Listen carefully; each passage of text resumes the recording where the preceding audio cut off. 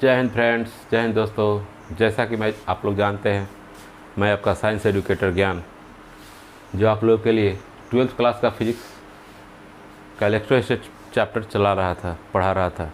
Electrostatic में जैसे पहले पार्ट में हम लोग पढ़े थे कि चार्ज क्या होता है, चार्ज का डिस्ट्रीब्यूशन कैसे होता है, उसी चैप्टर का दूसरा पार्ट है जिसका मोस्ट इम्पॉर्टेंट टॉपिक है कूलम्ब्स लॉ। वो हम स्टार्ट करेंगे। आज कूलम्ब्स लॉ के बारे में जानने की कोशिश करेंगे क्या होता है। तो कूलम्ब्स लॉ स्टार्ट करने से पहले मैं आप लोग ये जरूँगा कि अभी तक हमारे चैनल को सब्सक्राइब नहीं किया है तो सब्सक्राइब कर दीजिए। मन से पढ़िए, दिमाग लगा के पढ़िए, बस और क्या कहूँ। तो स्टार्ट करते हैं कूलम्ब्स लॉ। अब देखिए कूलम्ब्स से क्या था, कूलम्ब्स लॉ होता क्या है। सबसे पहले चीज़, कूलम्ब्स एक साइंटिस्ट थे जिन्होंने आवेशों के बारे में बताया। ठीक है, आवेशों के इंटरेक्शन के बारे में, मतलब क्या है इंटरेक्शन ऑफ चार्ज, मतलब आवेशों के इंस्ट्रक्शन के बारे में बताया कि हाँ कि आवेश एक दूसरे के साथ कैसा व्यवहार करते हैं या एक दूसरे पर कैसा बल लगाते हैं। तो इसी के संदर्भ में कूलम्ब साहब ने एक नियम दिया, जो नियम इस प्रकार है कि दो बिंदु आवेश, देखिए नियम को ठीक से पढ़िए, दो बिंदु आवेश के बीच लगने वाला आकर्षण या विकर्षण बल, समझ रहे हैं यहाँ पे क्या कह रहा है, आकर्षण और विकर्षण बल आवेशों के गुणनफल के समानुपाती।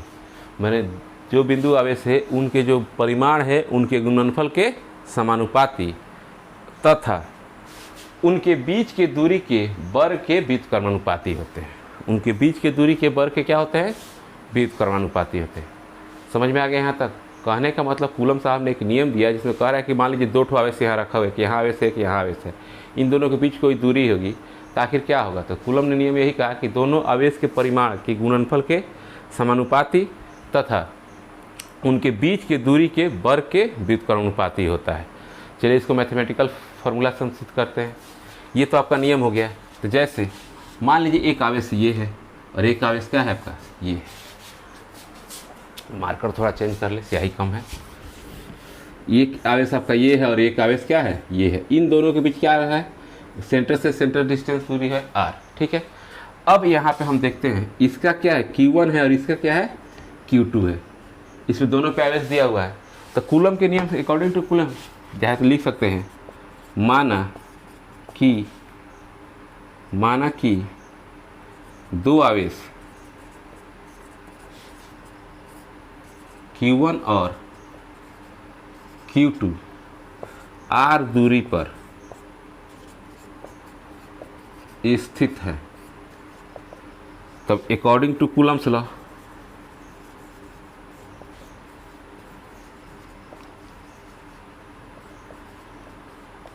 कूलम्ब्स लॉ क्या कहें कि दोनों जो आकर्षण या विकर्षण बल होता है, बल को जानते ही F से लिखते हैं। जो आकर्षण और विकर्षण बल होता है F is directly proportional to Q1 into Q2, माने दोनों आवेश के गुणनफल के समानुपाती।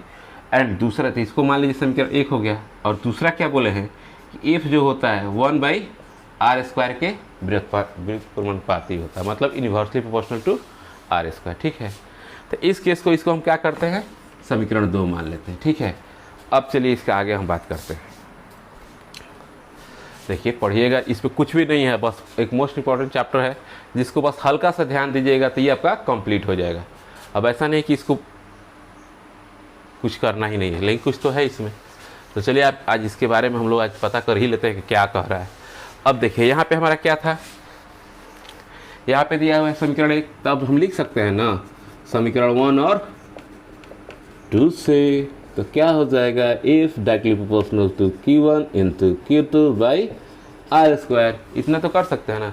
अरे जो ऊपर वाला है ऊपर रख दिए, जो नीचे वाला है नीचे रख दिए, इतना तो समझ सकते हैं। इन्वर्सली मतलब नीचे या डायरेक्टली प्रोपोर्शनल मतलब ऊपर। तो अब आ जाइए, अब हम एक ही आप लोग जानते होंगे, जब भी ये प्रोपोर्शनलिटी हटता है तो कोई ना कोई सम कांस्टेंट आता है। तो F इक्वल टू क्या लिख सकते हैं, K Q1 Q2/r²। इतना हो सकता है ना।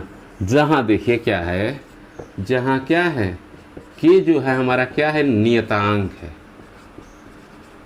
K क्या है, नियतांक है। अब आखिर K नियतांक है तो उसकी कुछ ना कुछ तो वैल्यू होगी। तो आखिर वो वैल्यू कितनी होती है, तो हम इसको लिख देते हैं F equal to 1/4πε0 Q1 q2/r²। ठीक है, तो ये आपका हो गया फार्मूला F इक्वल टू 1/4πε0। के ही मेरा क्या है यहाँ पे 1/4πε0 ही है, जिसका मान कितना होता है 9 गुने 10⁹ अब यूनिट की बात करते हैं तो यूनिट निकालने के लिए हम निकाल सकते हैं के का यूनिट क्या हो जाएगा, तो F हो गया r² हो गया बटा Q1 और Q2। तो F के लिए हम क्या लिखते हैं बाबू, न्यूटन, r² के लिए क्या हो गया मीटर स्क्वायर बटा कूलम का आवेश, आवेश का क्या होता है कूलम इंटू कूलम। तो फाइनली क्या हो जाएगा न्यूटन मीटर स्क्वायर पर कूलम स्क्वायर। तो यहाँ क्या हो जाएगा न्यूटन मीटर स्क्वायर पर कूलम स्क्वायर। किसी चीज़ का यूनिट याद करने की जरूरत नहीं है, और ये फार्मूला याद है तो यूनिट अपने आप निकाल सकते हैं। यहाँ तक समझ में आ गया। तो बस एक बार और ब्रीफ बताते हैं कूलम साहब ने क्या दिया था। तो कहीं भी दो स्थिर आवेश रखे हुए हैं, कोई बिंदु आवेश स्थिर अवस्था में रखे हुए हैं और दोनों के बीच कुछ ना कुछ दूरी है, तो उसको हम कैसे डिफाइन कर सकते हैं कि उन पर लगने वाला आकर्षण और विकर्षण बल दोनों आवेशों के परिमाण के गुणनफल के समानुपाती तथा उनके बीच के दूरी के वर्ग के व्युत्क्रमानुपाती होता है। ये चीज़ है। अब देखिए आकर्षण और विकर्षण बल कैसे होगा, आप तो ऐसे भी जानते हैं, जब लाइक चार्ज आएगा, जैसे यहाँ लिखते हैं जब लाइक चार्ज होगा तो उनके पास क्या होगा रिपल्सन होगा। रिपल्सन कहने का मतलब विकर्षण,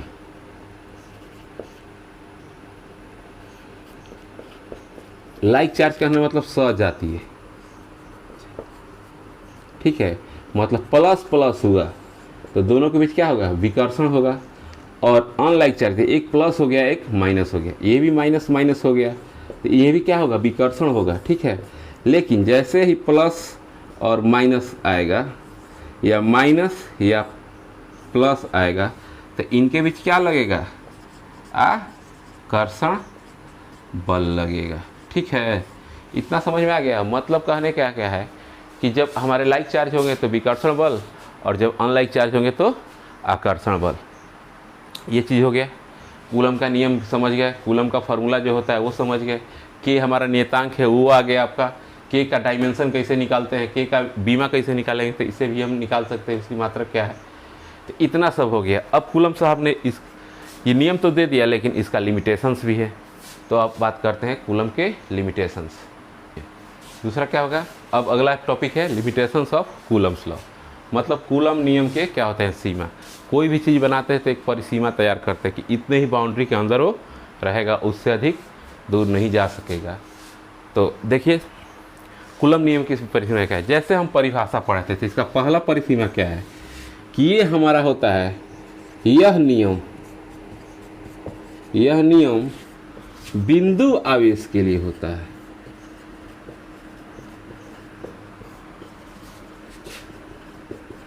लिए मान्य है, बिंदु आवेश के लिए मान्य है। कहने का मतलब क्या है, जो परिभाषा ही में लगेंगे दो बिंदु आवेश, परिभाषा देखे थे उसमें क्या लिखा हुआ था, दो बिंदु आवेश किसी स्थान पे रखे हुए, कहीं रखे हुए हैं। तो पहला नियम क्या हो गया कि जब भी एक काम करेगा किसके लिए करेगा, बिंदु आवेश के लिए। भले दिखाने के लिए आप इतना बड़ा दिखा रहे हैं, दोनों ओर बॉल दिखा रहे हैं, लेकिन क्या है वो क्या है एक बिंदु है, मात्र बिंदु आवेश के लिए होता है। दूसरी परिसीमा क्या है इसकी, यह नियम सिर्फ स्थिर आवेश के लिए मान्य है।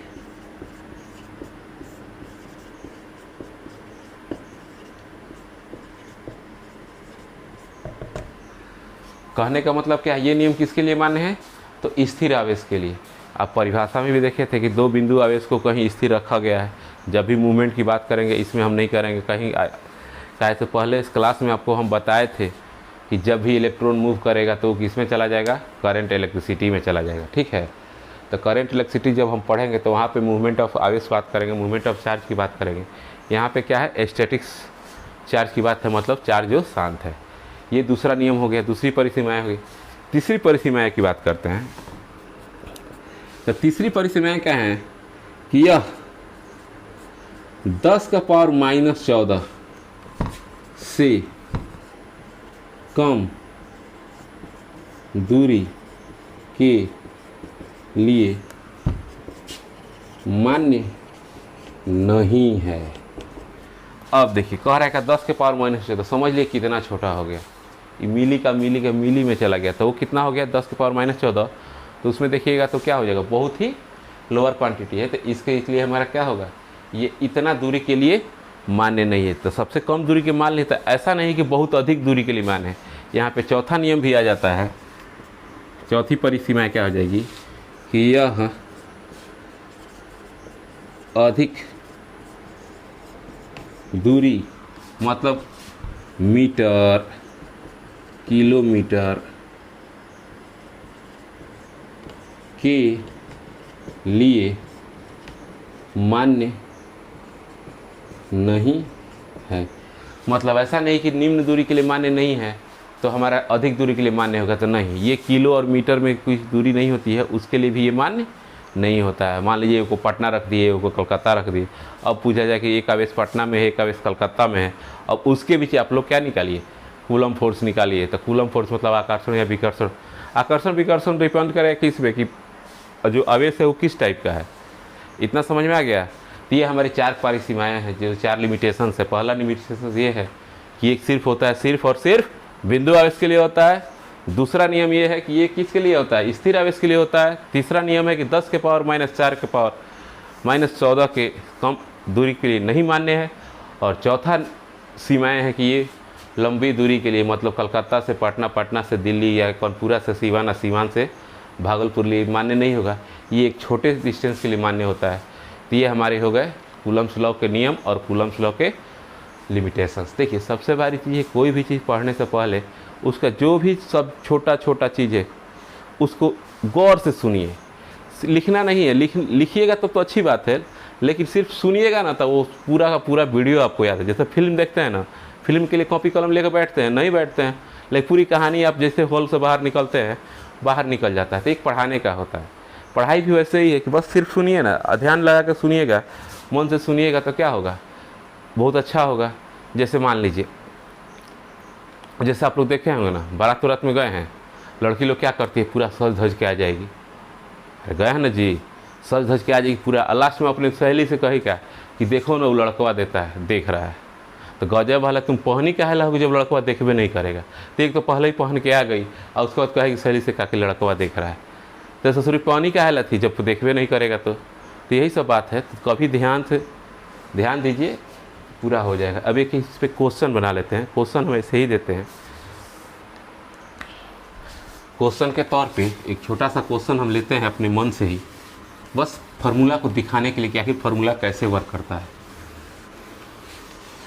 जैसे मान लीजिए एक ये आवेश है क्वेश्चन के तौर पे, यहाँ पे क्यू आवेश इलेक्ट्रॉन रखा हुआ है, ये आपका क्या है, प्रोटॉन है। तो क्यू इलेक्ट्रॉन पे जानते हैं -1.6 × 10 के पावर कितना कूलम आवेश रहता है, -90 कूलम। प्रोटॉन पे सेम यही रहता है, लेकिन अंतर क्या रहता है, वो प्लस में रहता है, ये माइनस में रहता है। इलेक्ट्रॉन वाला माइनस में रहेगा, प्रोटॉन वाला क्या होगा, प्लस में रहेगा। अब इन दोनों की सेंटर से सेंटर दूरी कितनी है, ये लिख दे रहे हैं, गुने 10 के पावर -5 मीटर। ठीक है, अब इतना दूरी है। अब कह रहा है कि इन दोनों के बीच बल की गणना करें। क्वेश्चन क्या है कि ये 2 इलेक्ट्रॉन, माने एक इलेक्ट्रॉन और एक प्रोटॉन ब्रह्मांड की दूरी पे 3.2 के दूरी पर स्थित है। तो इनके बीच क्या निकालना है, आकर्षण और विकर्षण बल। तो चलिए हम फार्मूला जानते हैं, F = क्या होता है, 1/4 ε0 Q1 Q2/r² ही ना होता है। इसका मान बाबू क्या हुआ, तो 9 × 10 के पावर 9, क्यों गलत हो रहा है, 9 × 10 के पावर 9। यूनिट को अभी तत्काल छोड़िए, इससे डायरेक्ट यूनिट हम किसका लिख देंगे, फोर्स का लिख देंगे। आवेश क्या हो गया, 1.6 × 10⁻⁻19 इंटू 1.6 × 10⁻⁻19। अब बट्टे में क्या हो जाएगा बाबू, 3.2 × 10 के पावर -5। इसका क्या करना है, स्क्वायर करना है। तो स्क्वायर के लिए हम 2 बार लिख देते हैं, क्योंकि काटने में हमको क्या होगा, आसानी होगा। ठीक है, स्क्वायर करना या 2 बार लिखना बात एक है। तो देखिए इसको हम 2 बार में काट सकते हैं, और इसको भी हम कितने बार में काट सकते हैं, 2। और ये 4 हो गया, तो 4 को इससे काटते हैं, तो 2 से पहले काटे, तो 2 से कितने काटे, तो 4.5, और फिर इस 2 से काटते हैं तो 2.5 कितना हो जाएगा 2। अब यहाँ क्या है कि 0 2 भाग देके देख लीजिए। चलिए भाग देते हैं, 4 से भाग देते हैं सीधे। 4 दूनी 8, क्या बचा 1 दशमलव गया 10, 4 दूनी 8, 4 पचे 20। यानी अब ये तो हो गया इतना। अब ये देखिए 5 ठो, ये 5 ठो 10 गो है, तो 10 गो में कट गया तो यहाँ क्या बचेगा -9। यानी आंसर कितना हो जाएगा 2.25 गुने 10 के पावर 19 गो 9 गो 28 गो, अब माइनस में 9 9 18 10 28, इतना क्या हो जाएगा न्यूटन हो जाएगा। ये मेरे कूलम्स लॉ के नियम थे और उनकी परिसीमाएँ थी। इसी पे आधारित एक क्वेश्चन भी आपको करा दिए। तो इसी तरह पूछ देगा, कभी एफ दे देगा या कभी एक चार्ज को गायब कर देगा। कभी एफ निकालना होगा तो कभी एफ देकर इसमें से बोलेगा आवेश का निकालिए, या ये आवेश दोनों दिया रहेगा तो कहेगा दोनों के बीच डिस्टेंस निकालिए। तो ऐसा सिर्फ मैथ में होगा, आप लोग कर सकते हैं आसानी से। तो यहाँ तक किसी को समझ में नहीं आया तो भाई कमेंट कर सकता है। देखिए सबसे सिंपल तो बता रहे हैं आप लोग को, जितना आपको करना है कीजिए, पढ़ाई कीजिए। हाँ अब आप जाइए किताब उठाइए, देखिए उसमें क्या लिखा हुआ है, मिलाइए कि क्या सही है क्या गलत है, और क्वेश्चन कीजिए। और जो क्वेश्चन इस पर नहीं होता है तो फिर कमेंट कीजिए, ठीक है। तो बस लास्ट में एक ज़रूर कहूँगा कि अब नेक्स्ट टॉपिक में, जब इसका नेक्स्ट टॉपिक आएगा उसमें आएगा इलेक्ट्रिक फील्ड। जब पार्ट नंबर 3 आएगी, ये पार्ट 2 था। पार्ट 1 में आप इलेक्ट्रिक चार्ज, डिस्चार्ज और डिस्ट्रीब्यूशन ऑफ चार्ज पढ़े थे। पार्ट 2 आपका हो गया कूलम्स लॉ। अब जब इलेक्ट्रोस्टैटिक का पार्ट 3 आएगा तो टॉपिक होगा इलेक्ट्रिक फील्ड, वहाँ देखेंगे। और जाते जाते ये ज़रूर कहूँगा कि अगर अब तक चैनल को सब्सक्राइब ही नहीं तो सब्सक्राइब कर दो यार। हर चीज़ बताऊँगा और अच्छा बताऊँगा, इतना बार विश्वास है। और ये तैयारी चल रही है 2022 की, तो ध्यान से पढ़िए, मन लगा पढ़िए, सेफ रहिए, घर पे रहिए, क्योंकि 2 गज की दूरी, मास्क है ज़रूरी। जय हिंद दोस्तों, गुड नाइट।